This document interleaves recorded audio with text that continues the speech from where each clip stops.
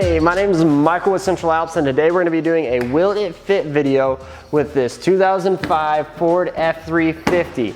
We put a 6-inch lift on it, some 20-inch wheels, and some 37 by 1250 R20 mud terrain tires. It is a dually if you cannot tell. The answer is yes, it will fit. The only thing that we had to do was trim a little bit of this front valance, get rid of the squared off look, and then also trim the inner fender on the rear of the fender.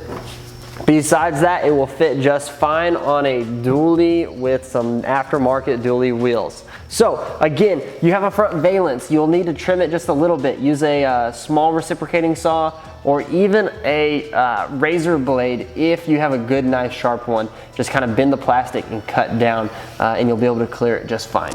Also, if you want any parts, whether it's tires, wheels, lift, fender flares, running boards, go to our website, central-alps.com, go to the store, and hopefully we can sell you some parts. Also, if you're looking for a vehicle but you want it already built, you don't have to buy it and bring it to us and have us build it, go to our website, central-alps.com, go to the inventory page.